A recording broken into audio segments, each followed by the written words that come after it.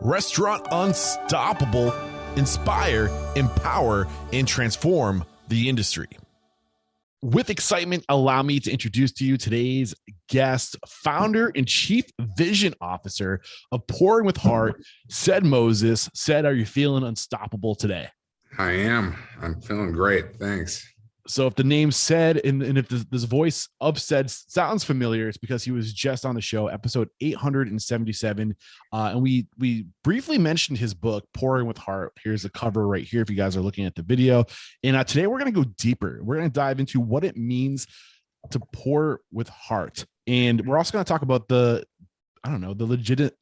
legitimacy of the bar career, the bar back, the bartender career, and the role of bars in society and why they're so significant. And I'm really excited for this conversation. I loved your book.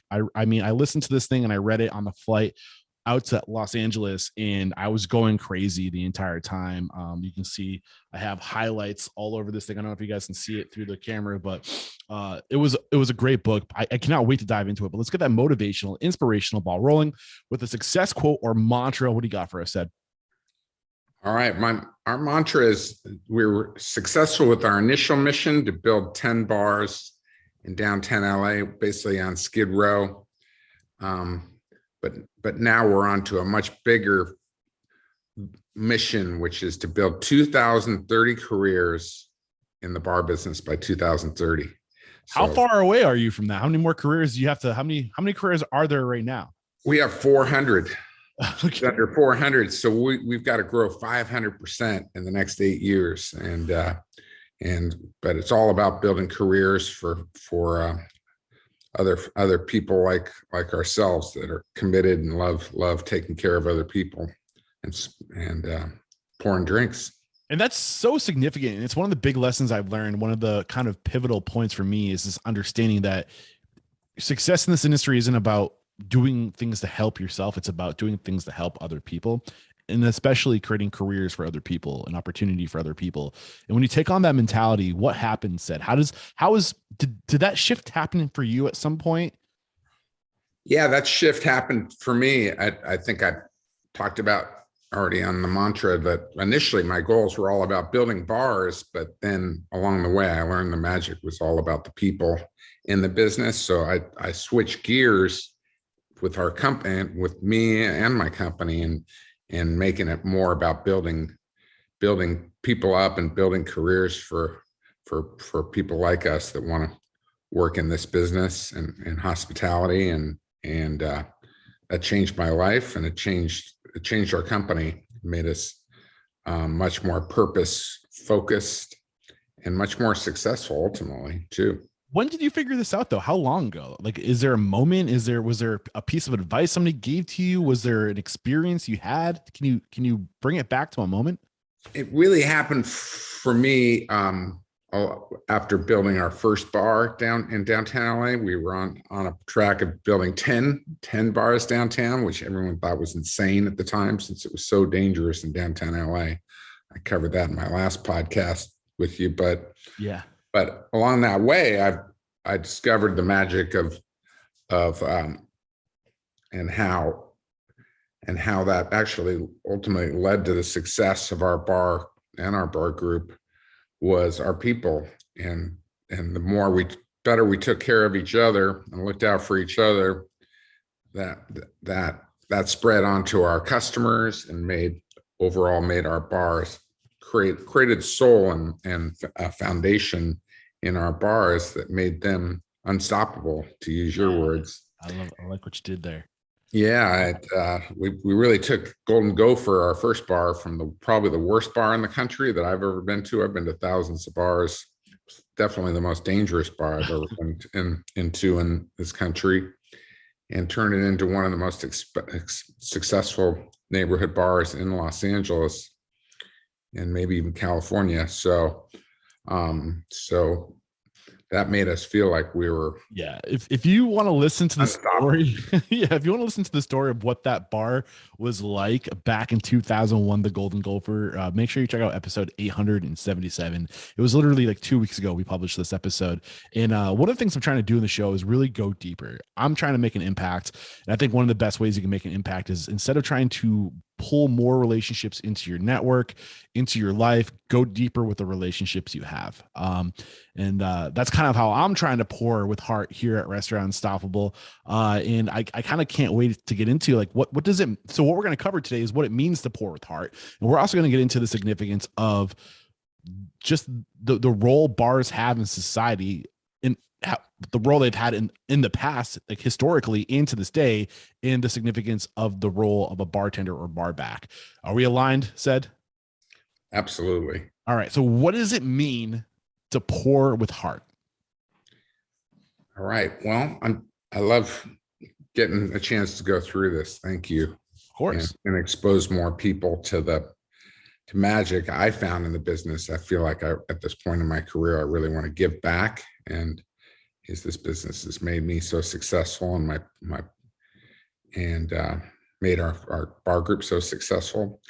And so what we did is we took that magic that we discovered in the bar business and put terminology to it. And pouring with heart was the expression we use really for our type of hospitality in the bar business, that's made that we think is so significant to creating regulars in your bar or your restaurant. And we call it pouring with heart. And we actually renamed our bar group after that, just to let our customers know that that's our brand promise. That's what we want to project every day, and what our bartenders and staff are responsible for showing up and doing each day. We wanted it to be part of our DNA and part of our what we bleed every day. And so what is pouring with heart? It is to put your heart and soul into being of service to the person right in front of you. Not anyone, not groups of people, it's a one-on-one thing of building trust and connection with one person, where they feel like you have their back, that you're there for them, that it's non-transactional, that it's more about you'll do whatever it takes to make sure they have a good time. So we'll get into the details of what that looks like, Cedd. I know in your book, you have tons of details of what you call legendary bartenders, or legends in the industry. And you give examples of what they do and what their interpretation of pouring with heart, which is one of the great things about this book, is the examples you give. But give me some examples of what it means. Like when you have somebody come join your team and they are new to your organization and they haven't quite drank the Kool-Aid yet on what it means to pour with heart, what is that pitch? What are the examples you're giving them to kind of set that example of what it means to pour with heart? Well, what we do is in our group is we hire based on our values. We hire people that love to connect with other people by being of service to them. And those are people which we call have the hospitality gene. You can't, in our mind, you can't teach people to be nice and good people. That was up to their parents. So inherently, we want to hire people that like taking care of other people, that like people. And then it's really just about helping them know that it's okay to be vulnerable and open themselves up to other people and be of service to total strangers. And pouring with heart, the beautiful thing about it is that everyone has a pounding heart in their chest, and it's just the ability to tap into that and open yourself up to strangers and be yourself. That's what's beautiful, is everyone has their own distinctive way to pour with heart. It's easiest way to visualize it is opening your heart and your home up to your family and closest friends when they come over to your house. That ability to be gracious and make everyone feel comfortable, safe, seen, and heard. in your home and treating your bar or your restaurant like it is your home, and opening your heart to those people and making them feel seen and heard. It's just something so missing in society today. Yeah, I mean, you're dropping gold on us, and I really want to drill down to see if I can't get to like the vein. Like, you give us a bunch of things. One, the importance of vulnerability. Two, making people feel comfortable. Three, making people feel safe. Four, making people feel seen. I think these are all different things that we can drill down into to really tell people, how do you do this? How do you like, first, let's just start with vulnerability. Why is vulnerability? Why does it all start with making yourself vulnerable? And how do you teach your staff to become vulnerable? What does that do? Yeah, it's a hard thing to teach. I think it's especially for men in today's culture. I think men, we grow up thinking that being vulnerable is a sign of weakness, and a sign of and that men are supposed to be strong, and men are supposed to be never show their emotions and never show their vulnerability, right? So I think it's even harder for men. I think women have an easier time being vulnerable and being and having empathy and connection with other people. So that's why women make such great bartenders generally, and great leaders as well, in my mind, because they're just naturally have a higher social emotional intelligence than men do. But even us guys are capable of it too, and it's just about putting our guard down, and I think vulnerability makes us more human, and makes us more letting people know when they come in your bar that hey, you don't know that you're vulnerable. They feel vulnerable when they walk in because they're in a new bar they've never been to, for example. Might be intimidating, all the whiskeys behind the bar, or the crowd might be intimidating to them the first time they come in. So for you, just opening yourself up and letting them know, hey, I'm starting with your name, and starting with the fact, hey, maybe something about yourself, or apologizing that the room's so busy, and really making people feel comfortable. Yeah, I think that goes into being seen. But I want to just tag on to this idea of vulnerability, because I think it's so powerful. In the analogy I like to use, the example I like to use is when you walk up to a strange dog, and that dog is nervous. The first thing that dog is going to do, if it's passive, it's going to roll over on its back, and it's going to expose its belly. It's becoming vulnerable, and that's the dog's vulnerable. That's the weakness. Is my belly is that's where all my guts are. That's where you can do the most damage.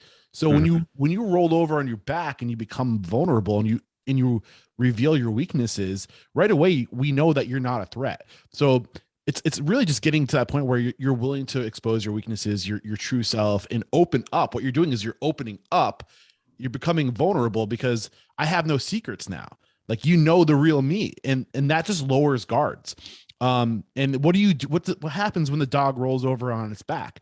Most people want to get down on their knees and scrub the crap out of that little belly, right? And that's just the natural reaction of what happens when you get vulnerable. Is when you open up, you bring people in, and it's just so powerful to. And I mean, it's one of the reasons why I talk about my weaknesses publicly on the show. Like when we reveal our weaknesses, we lower guard, and that just brings people in, makes people feel safe. What are your thoughts on that? Yeah, we're human beings. None of us are perfect, and we all have our strengths and weaknesses, and I love that analogy, because with dogs, my dog Lola does the same thing. She loves to roll over on her back, and she gets freaked out by other dogs. But as soon as they do the same thing, then she doesn't know. She knows she's not in fight mode or fight and flight mode. I think it pulls people out of that fear mode and uncomfortability mode. When somebody's vulnerable, then it tells them it's okay for them to be vulnerable too, and admits, hey, I've never been here before, and what's up with this place? I feel a little intimidated by all these whiskeys and all these amazing cocktails you have. Like, what should I get? I have no clue what I'm doing. It's my first time. It's like, that's okay. It's okay to be vulnerable. And when a customer orders a drink you don't know as a bartender, it's okay to admit you don't know the drink and say, hey, well, how do we make that drink? Or let's look it up together and figure out how to make it together. Yeah, that's a great point. And you know, I think we're all human beings, and there's no way for all of us to know everything. And anybody that pretends they do, that kind of throws off other people too. They feel intimidated or they feel uncomfortable when somebody is acting too dominant or too superior to them, or are pretentious. Yeah. And I think that's a really good example of an example of somebody that might walk into your bar and say you do have 50 things of like whiskey behind you or bourbon behind you, and maybe you're in an elevated bar, and maybe the person walking into this bar isn't as educated as you on these things. The first thing you do is you don't make them feel like an outsider. You say, it's okay, there's a lot of stuff behind me, like I was overwhelmed when I got here too. And I think that's a perfect example of what happens when that's what it means to be vulnerable. Like I was lost at one point too. You're not alone, you're just like us. And instead of making that person feel isolated, like you've never heard of that, you've never tried that, like you're not in the right place, like that's a good example. Yeah, to me, bars are about inclusivity and opening yourself up to and including people into your family and into your bar, and to be friends and family, and to feel like it's their bar too. So you also, sorry, do you want to keep going? Yeah, and to make them feel, the ultimate is when you make them feel like you have their back, not just by saying you have their back, but making them feel like they have your back. Danny Meyer has a great take on that, the brilliant restaurateur that I think we all look up to. Most recommended book on the show. Yeah, he's written a great book on hospitality, and he defines kind of a hospitality golden rule. We all grew up with knowing what the golden rule is: do unto others as they do unto you. But he takes it one step further with hospitality, and it's do unto others as they want done unto them. So it's about figuring out what they want and how they want to be treated. And you can only do that when you open yourself up and listen and make sure you see and hear what those people are saying and what they want from that experience when they're in your bar or restaurant. This goes for restaurants just as much as bars too. Yeah, I mean, these are all little nuggets of gold you're dropping on us. You mentioned earlier the significance of being gracious and comfortable, creating a safe space and helping people be seen. Are there things that you teach your staff from like the very first impression, things you can do to make people feel seen? Like how deep do you take this with your staff when it comes to training and teaching people how to pour with heart? Yeah, we our staff, they do exercises with our staff and mock service and so forth to get through people. But I think it's ultimately just about getting people to feel comfortable and be comfortable in their own skin. We believe there's no script to this. As soon as you put a script to pouring with heart and a script to service, then it loses the heart. It loses the ability to tap in, to be authentic and to be yourself. For example, we have one bartender that tells when people walk in, he's a punk rock guy. He's got a big grin on his face all the time. And when you walk into his bar and serve with him and you look like somebody that belongs there, he says, "Go fuck yourself." With a big grin on his face. There's no script for that, obviously. And when they say it back to him, "Go fuck yourself," and he pours him a shot, and his grin gets even bigger, and he says, "Welcome to the bar." Yeah, but there's so much. I mean, what did they say? 5% of what is it like of total communication, of all the communication that happens in person, only 5% of that is what you say. Everything else is body language, the tone, the things you do, and in that moment, like he's being like, I remember like when I was I was working at a restaurant. I was a new hire, and it was a corporate restaurant, and they had things you had to say at every stage of the guest journey. And I remember being so consumed with making sure I said the right thing that I was nervous and just focused on that, making sure I'm saying the right things and following the protocol, that I wasn't present. And my anxiety was like overwhelming my presence, because I was Right. so afraid of saying the wrong thing. When you just hire for attitude, like you say, the number one thing you said is you hire for values and you make sure they're a good fit and just let them be themselves. What's the difference? What's going on there? It's a huge difference. It's and that's real hospitality in my mind, when it comes from your heart and not from your head, or from a script. Scripted hospitality feels inauthentic and doesn't make me feel comfortable when I go into a place. It makes me feel like, oh, this place is maybe not my cup of tea, and it feels forced, doesn't feel authentic, and it doesn't make me feel more comfortable being there. It makes me feel awkward and makes me not want to come back. Yeah. So And there's a study that kind of shows that. There's a study by the National Institute for Food Service that showed the number one reason people don't return to a restaurant or bar is not the food, the lighting, the drinks, are the music, or any of those things. The number one reason by a landslide is the ambivalence of the staff. So that's when in other words, when the staff doesn't give a shit. And when you force the staff to work from a script, or you're micromanaging staff, they're not going to feel connected with that venue as well as they would if you're letting them be themselves and letting them open themselves up the way they feel comfortable to guests. And so we find we've had a lot more success just letting people create almost their own brand of hospitality individually. And that way we all have a chance to be hospitable and gracious to other people in our own way. Is there a bounce that can be met? Because I mean, you think about where do you draw the line of consistency and being yourself, brand consistency and individual consistency? Well, the brand is related to, I think, related to whatever the concept is, and our brand is Pouring with Heart. It's about being yourself and being present with other people and being there for people and being there for each other. But to me, I think that's what hospitality is all about. Yeah. And I think if you're living the life of being hospitable, then it's much easier for that to be projected in your bars and restaurants.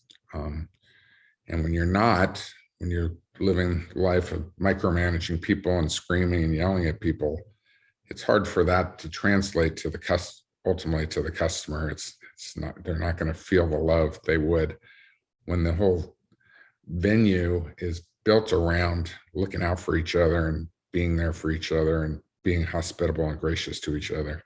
Yeah. Just a completely different atmosphere and a completely different experience that's created. So I think the brand, that's what hospitality is about. Your brand on top of that is something like, we have whiskey focused bars, we have beer focused bars, there's restaurants of every type of cuisine there is out there. But I think ultimately studies show that people aren't really there just for the food or the drinks. They're there for something else. You're reminding me of Cameron Mitchell's words from Cameron Mitchell Restaurants, based out of Columbus, Ohio, and they have tons of restaurants. But basically what he told me during that conversation is, at the core, all of your businesses are exactly the same. You're just putting a different exterior. It's like you're putting a different exterior on it. The example he uses, it's like we all have the same systems, like in a car. Like The systems are the same, the brakes are the same, the motor is the same, all the systems underneath the outer shell of that car are the same. And once you figure out what your identity is as a group, then you just put a different shell on the outside. And I'm hearing something similar with you, where at the core of Pouring with Heart, it's your brand is your individuality and your ability to attract onto yourself people who care and who want to be there for the patrons. And then you're just putting a different brand on the outside of that. But at the core, that's who you are. Exactly. That the core is who we are, and that's our values, and that's at the core of all our bars. And I think it's at the core of hospitality in general. What we serve, some of the bars, we might serve different food and different drinks, and it might have a different look to the space, but at the core, the values and the hospitality are the concept, Yeah. and the brand. So one thing that's been a hot topic on the show recently is this idea of baking your culture, your brand into processes and systems to make sure that who you are resurfaces constantly day to day.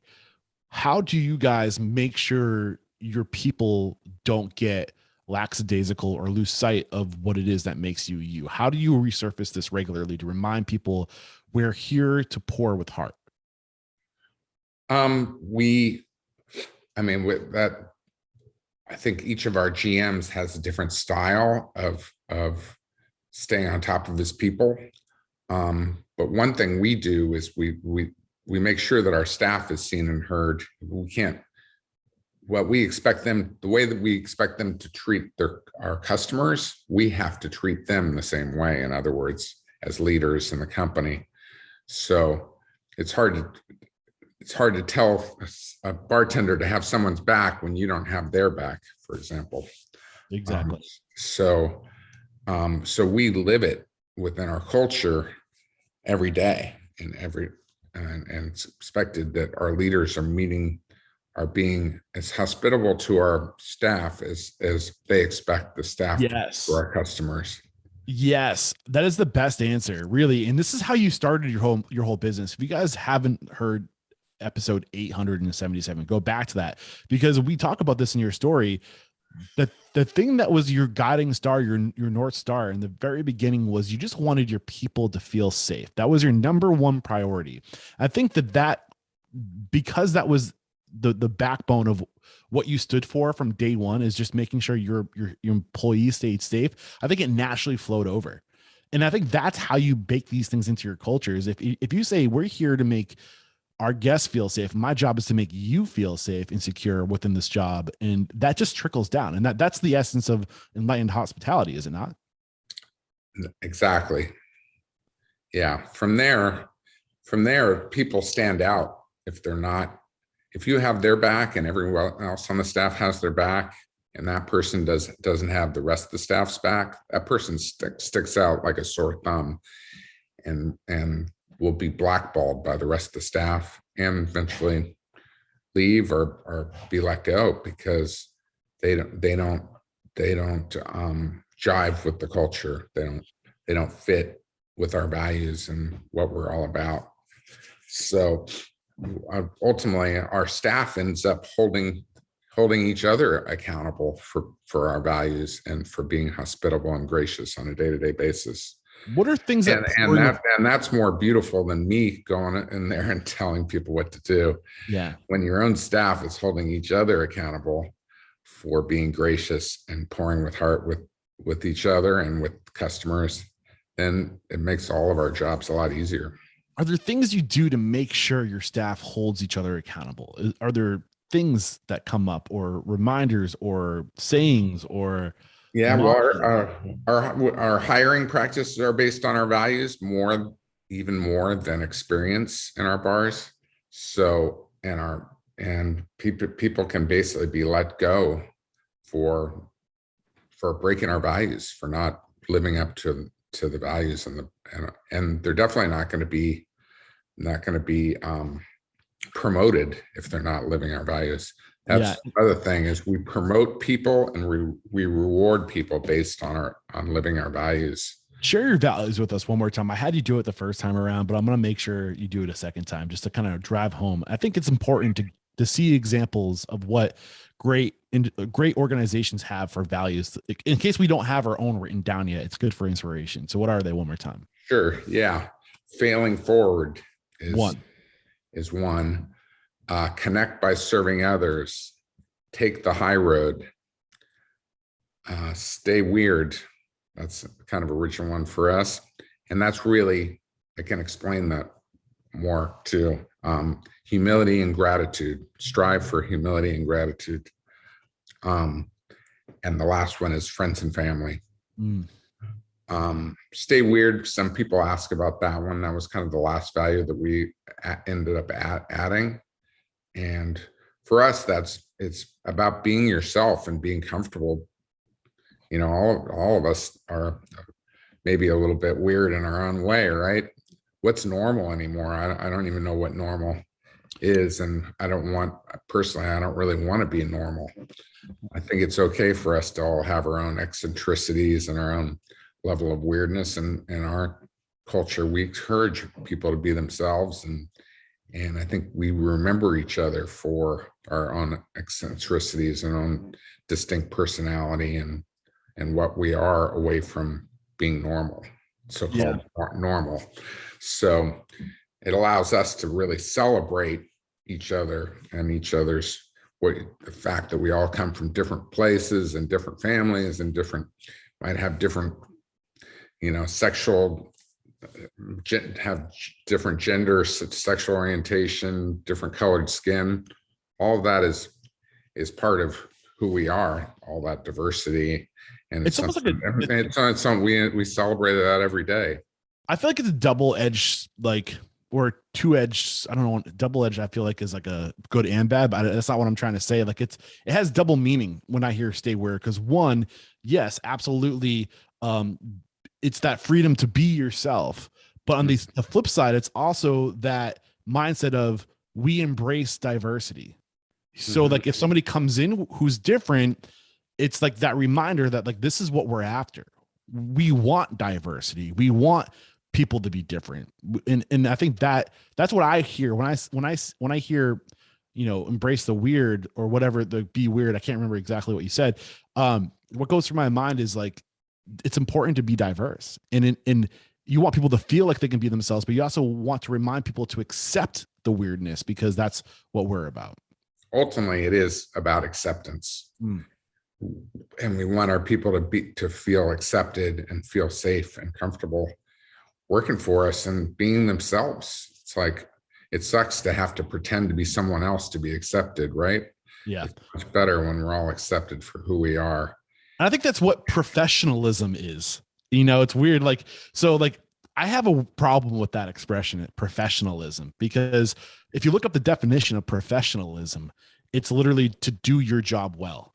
But when we think of professionalism in the corporate setting, it's a way to act. It's a way to be. It's a very bland way to be that is accepted by everybody, because the last thing you want to be is offensive to a particular person or group, right? Exactly. And I think that whole idea of professionalism needs to die, because that's why people, I think, don't last in the big corporate worlds, because they have to show up to that professional self every day, which is one reason why I love the restaurant industry. Is because it's been historically a place for misfits and people who aren't willing to sacrifice who they are for a paycheck. Exactly. Right. I consider myself a misfit, and I'm creating 2030 careers for 2030 fellow misfits. Yeah, man. Myself. And we don't want to be normal. We want to be ourselves. And I think that's okay. And that's what a great bar should be about, and a great bar culture should be about, embracing that acceptance and freedom to be ourselves. And I think you can still be professional in what you do in your career, but yeah, if you're going by the traditional definition, but you got to be yourself. Exactly. And that's okay to be yourself and be accepted for being yourself. And that's really important. And I think a lot of work environments, that's not the case. And I think that's when ultimately the staff might not feel that behind that bar or behind that restaurant they feel like they can't be accepted for being themselves and act like who they are when they're in that, when they're working there. Yep. There are a couple of things that you pointed out in the book, some science. I mean, we're not just talking about feel good woo woo stuff here. There's a lot of science that backs up what we're talking about, the importance of caring and being generous and being seen, and just being warm and giving, like all these things that we've been discussing. What is the science that backs this up? Yeah, well, I think I already cited the study that's really backs it up, that the number one reason people don't come back to your bar or restaurant is when the staff doesn't care about where they work and don't really care about their customers. So the way to really get people back is to do the opposite of that, is when you can get your staff to really give a shit about the bar or restaurant they work at, and the only way to do that is to really support them and have their back and make them feel comfortable there, and then they make the customer come comfortable, and then the customer wants to come back. And that's pretty big. That study, I think, is really key for us. But the science really behind it too, about our own heart, is really interesting. The fact is, our heart is our, the first organ in our body to start working, to bring us to life, and it's the one that is the last one to die in our body. It forms before the brain. Yeah, That's exactly. Crazy. Yeah. Yeah, and the heart, has its own neurons within it. It has its own brain with, that's what modern science has discovered, that our heart has an internal brain within it as well. And so it sends emotional cues to our brain to tell our brain how to respond to things, for example. Yeah, I'm actually I just finished watching this series on Netflix that is all about, it's like a documentary, like a docu-series on life after death, different theories and evidence that shows that there is life after death. And one of the things that they point to, for the longest time, they thought once the brain stops getting oxygen, you're dead. And that's technically how your heart stops and your brain stops functioning, you're dead. But they're showing now that like people have been dead for 30 minutes. And they are able to bring these people back, and there's a lot of evidence that shows that like it's the heart that's the last thing to die too. So if you can resuscitate the heart, which is the last thing to hang on, so it starts with the heart and it ends with the heart, was what they're starting to figure out. Yeah, I mean, old cultures, the Egyptians, for example, believed the soul resided within our hearts, and now modern science is basically starting to support that in a lot of ways, that the heart is the center, that of connection, and the center of the love that's felt between human beings, and so I think to discount the heart is to discount what's really human in all of us, and is our greatest tool for connection and for building business within our bars and restaurants. I know in the book you cite a woman who is behind the author of The Heart Speaks, Mimi. I'm not sure how to say her last name. Do you know how to say her last name? I can't remember what it is right now. I think it's Guernier. I don't know. Guernier. Oh yeah. Guernier. Yeah. Guernier, I think it is. Is there any other research you've done or any other point? Because I would love to go deeper into the subject of what they've figured out. Like, I think it would be really fascinating to dive deep into the science behind these neurons in the heart and what this implements, or what this implies, and what they're like. Do you know of anybody who's an expert on this beyond what you know? I've been looking for other sources, so I'll have to get back to you on that. Yeah, if you find anything. This book was a great source. The Heart Speaks. Heidi Grenier, she ended up devoting her life to studying the heart, and she was a physician that studied traditional medicine, but decided that the heart was more powerful than a lot of the tools used by doctors, that the act of being tender and caring for people sometimes improved people's health more than the medicine given to them. I think I need to get her on the show. I think she would be a great guest to dive into the focus on the heart and the power of the heart. Yeah, yeah. Especially That one study is pretty fascinating about that young girl that got the heart of someone that was killed, and was basically had the memories through that transplanted heart, was able to solve the murder of the victim of the heart that she received in her own body. what were the visions she was getting, or the memories she was getting? She was able to remember the killer's name, the killing wow situation, and recreate the whole crime and murder that happened just from the memories from that transplanted heart.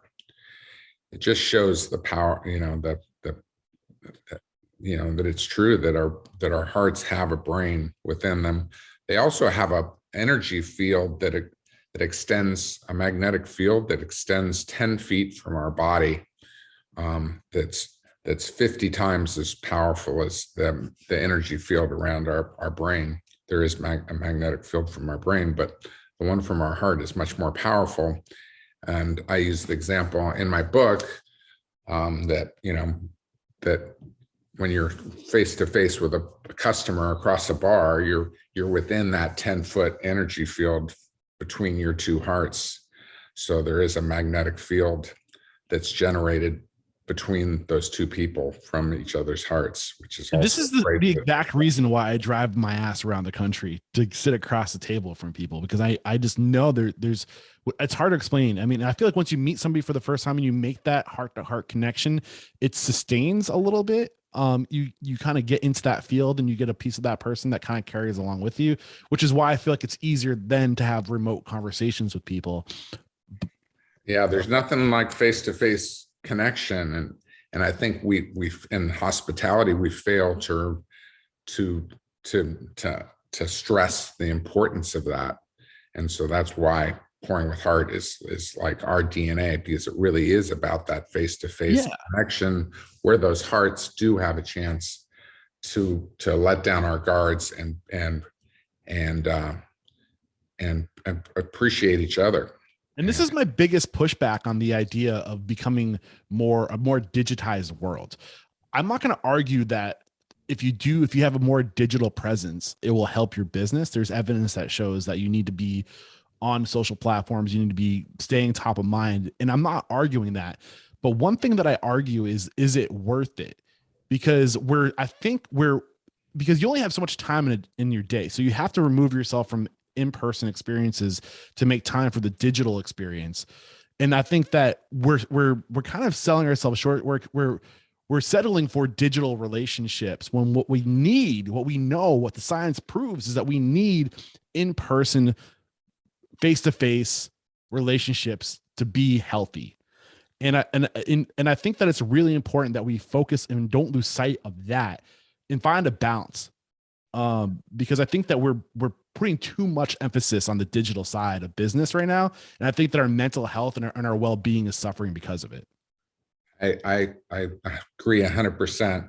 We joke that we're kind of an analog company in a digital world, and we're proud of that.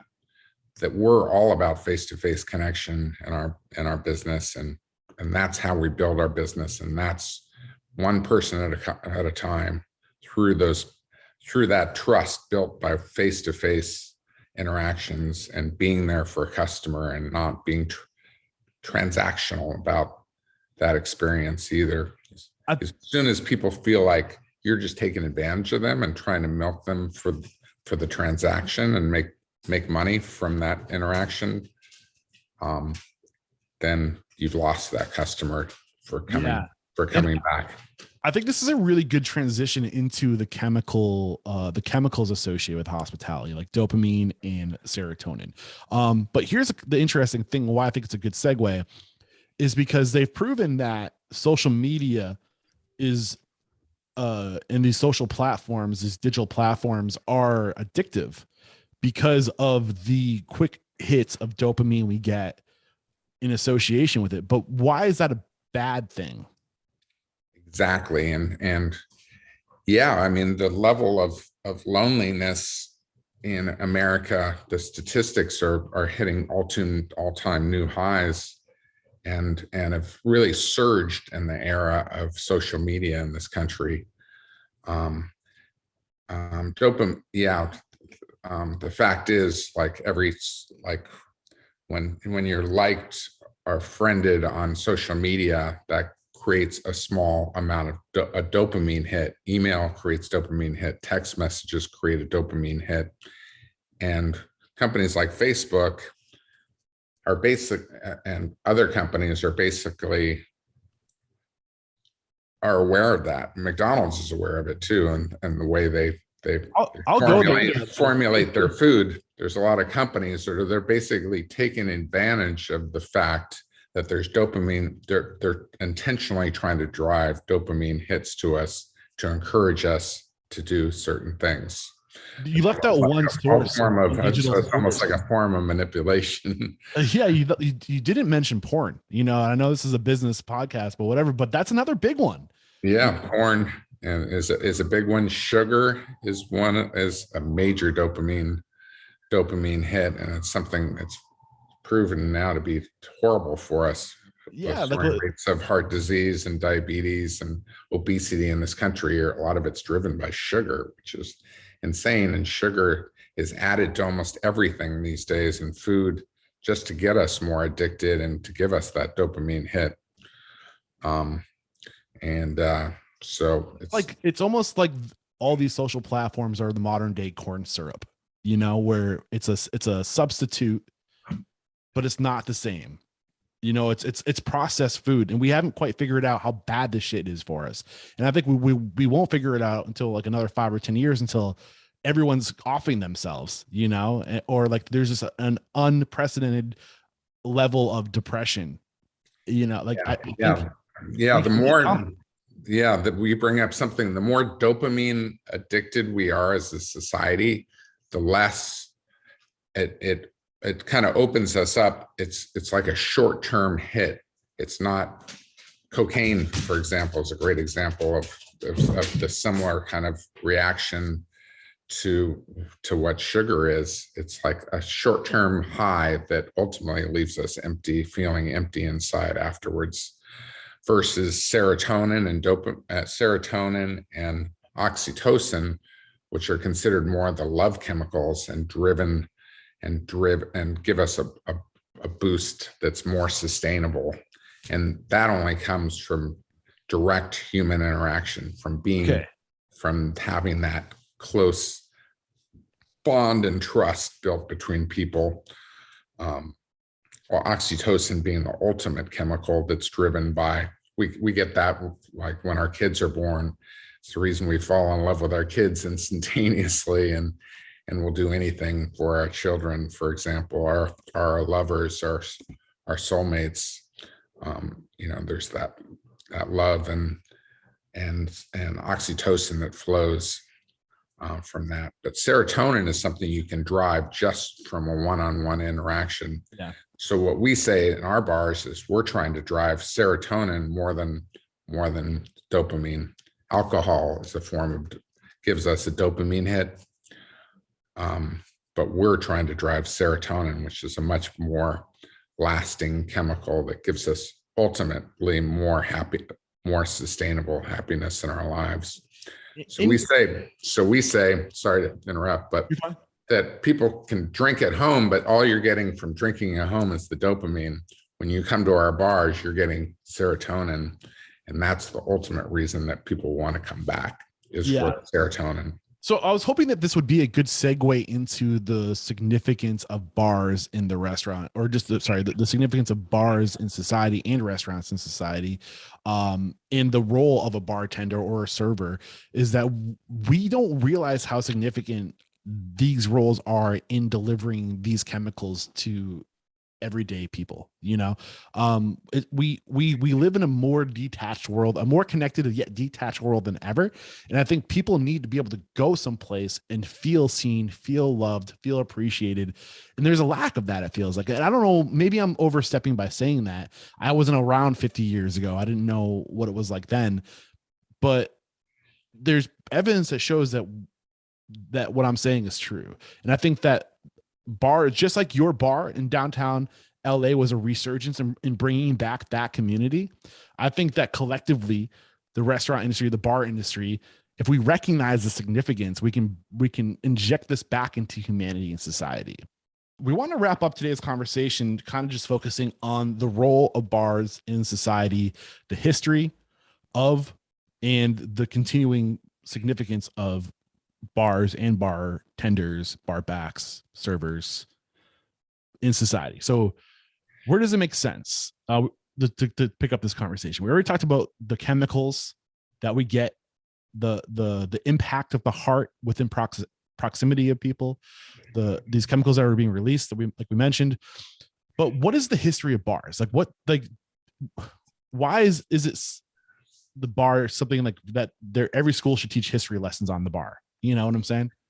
Yeah, somehow bars in this country have gotten a bad name. People assume like it's a place where degenerate people hang out and stay away from it because it's, they're peddling alcohol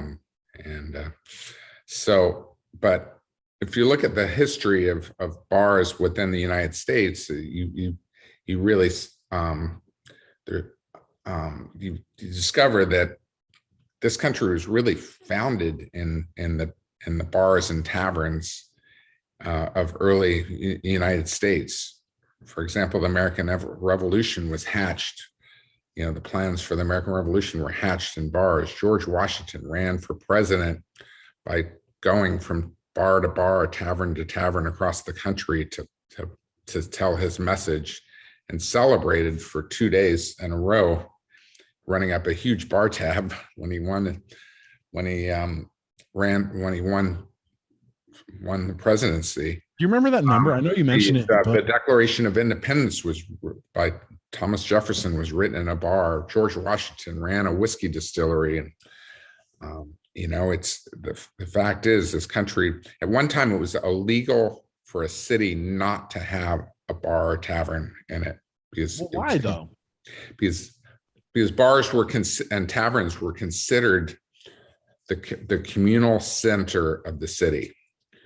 And the fact is that a great bar, when it's doing what we're talking about, serving serotonin, serving love, and serving community, it becomes a communal hub for that where everyone in that town or city feels welcome, feels accepted for who they are, feels seen and heard, feels loved for exactly who they are, no matter where they come from. It's like a magnet. It draws that community together. And there were literal centers in towns. Like you had, like for a while, like the didn't you say, like in the book, there was the post office were usually in the bar, and it wasn't just a place to go. Even the early churches, a tavern was built in a new town before a church was, so they would hold church services within the bars and taverns as well. It was a legitimate community center. It was the center of the community in each town and city as this country was put together, as a city was discovered and our new town was initiated.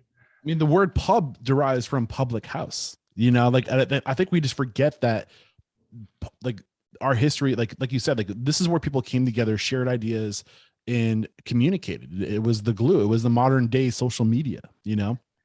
Exactly. So I think we forget that, and prohibition, that era of prohibition, kind of they threw bars under the bus and painted bar owners as these evil people.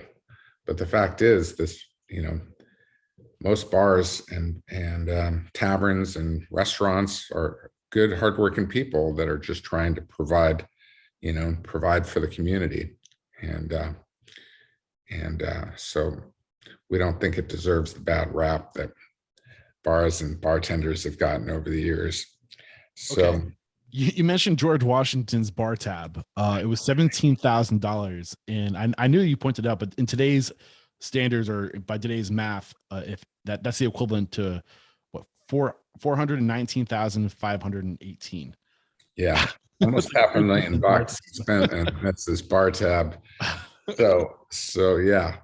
Well, I thought that was So, funny. so those folks could drink back then and celebrate, and and bars and taverns have provided amazing glue for America, since the very beginning.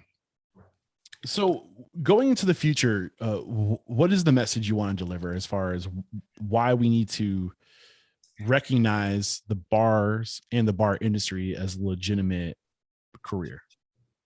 Well, we're trying to build careers for bartenders and let people know that it's okay to be proud to be a bartender.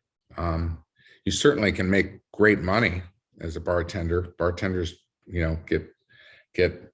generally get minimum wage plus, but get most of their wages from tips. Tips are huge in the bar industry. You can make very good income working 30 hours a week. You can make the same money of a PhD in this country makes. So, and work 30 hours a week and be there to take care of other people at the same time. So we want people to take a pride. A lot of people consider bartending just a part-time gig that they do before getting a real job. But in our company, we provide a clear path for people so they can start as a barback or busser, and we're already training them from there to how to become a great bartender, a legendary bartender that becomes a magnet for the community.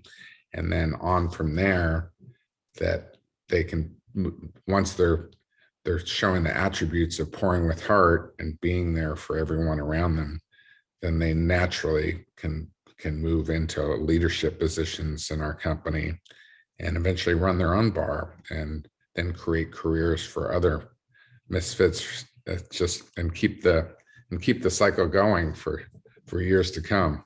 Yeah. What was the purpose of writing this book? Why did you want to write the book? And the title again is Pouring with Heart, the essential magic behind the bartenders we love. I wrote the book as a love letter to our industry, and also just to give people a clear roadmap so that they could be successful in a business that's given me so much success. I really wanted to give it away, all the lessons that I'd learned the hard way in this business. Initially, I made a lot of mistakes, and fortunately, by living the value of failing forward and learning and owning my mistakes and moving forward, I've come to learn a lot, mostly from bartenders and barbacks, fellow bartenders and barbacks, and found a way to be really successful in this business, not only financially, but spiritually content and happy too. My life is built around building careers for fellow misfits. And what could be more fun than that? I'm really super blessed. So this book was really an act of giving back in my mind.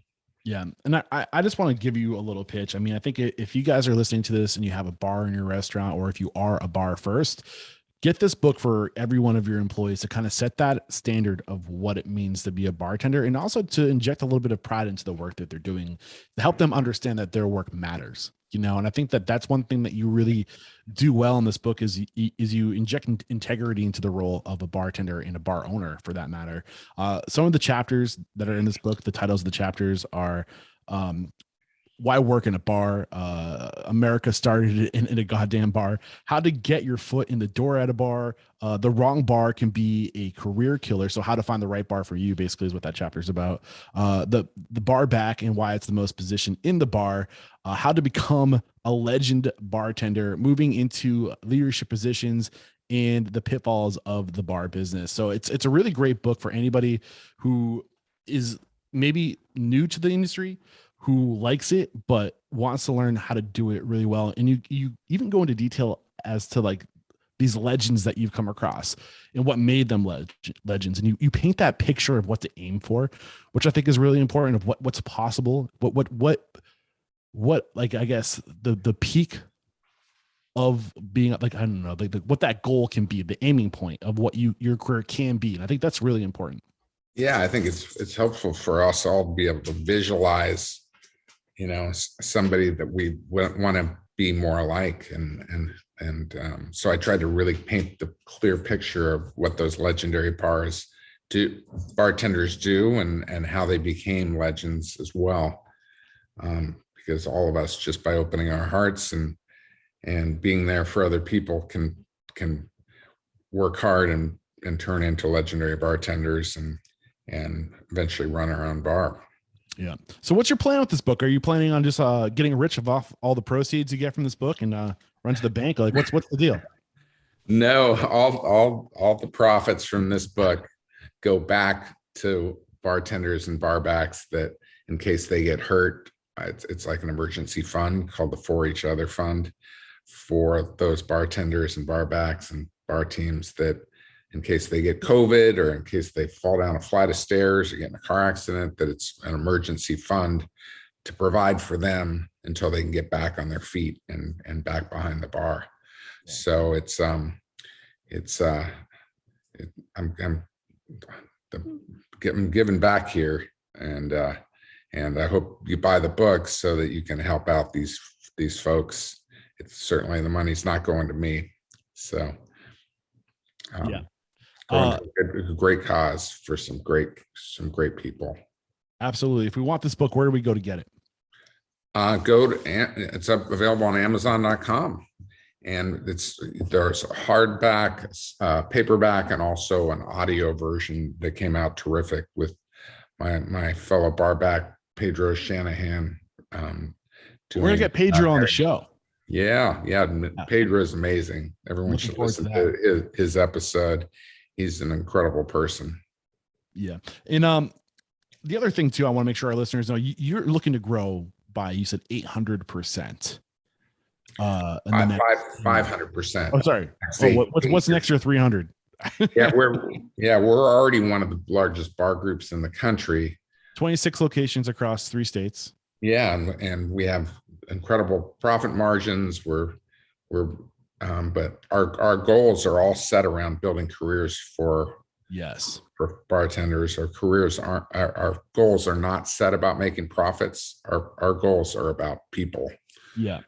We really think we're more of a people development company than we are a bar group. Yes. Because we're about building careers for others. And it makes it so much more fun, much more gratifying, and much more successful ultimately as well.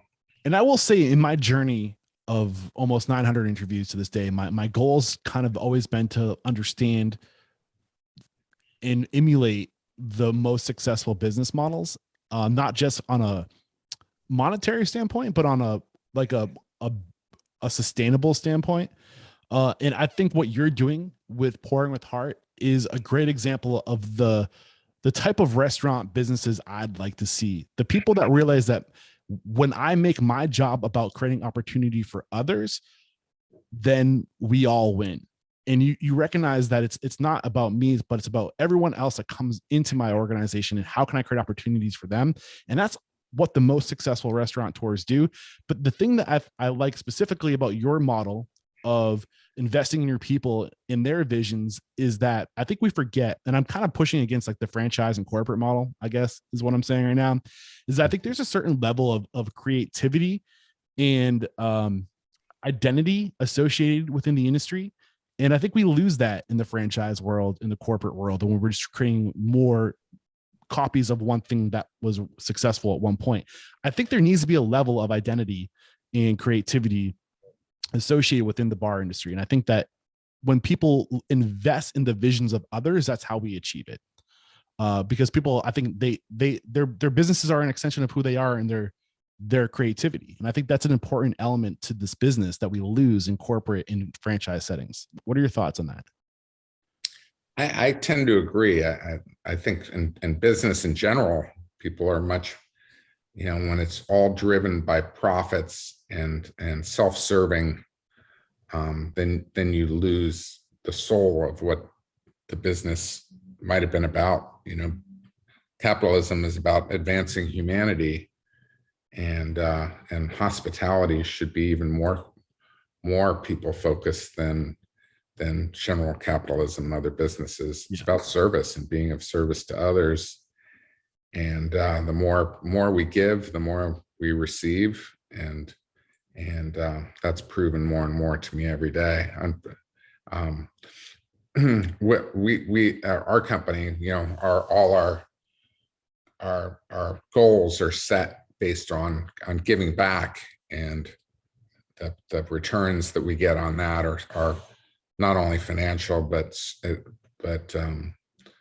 just fulfillment of and life. You can't put a dollar sign on that. You can't put a dollar sign on it, and that's the beauty of what hospitality is really about in my mind. So I guess where I'm going with all this is that they're growing by 500% in the next 10 years. This is the type of restaurant or bar group you want to be a part of. They create opportunity for others. So if you guys ever had a dream of opening your own bar, I'm telling you, this is the company you want to get on board with. They're growing fast. There's going to be tons of opportunity for you. And I'm just giving you a little bit of a plug there, buddy. Thank you so much. Yeah, we're growing throughout the country, and love for any of you to join us and create careers for fellow people, and create some great bars and community hubs throughout this country. Cedd, how can we get in touch? Come to my website, www.pouringwithheart.com. Beautiful. Yeah, please, and please pick up the book and help up a great bunch of people too that need help in case there's any kind of thing that knocks them out of their day-to-day job. So, Cedd, thank you so much. This is episode 881. Head over to restaurantstoppable.com/881. We'll have a link to the book, as well as to Cedd's business and a summary of today's discussion. And I gotta say it again. I gotta say it again. I've said it once, but there is no questioning. Cedd, you are unstoppable. Thank you. Cheers. Cheers.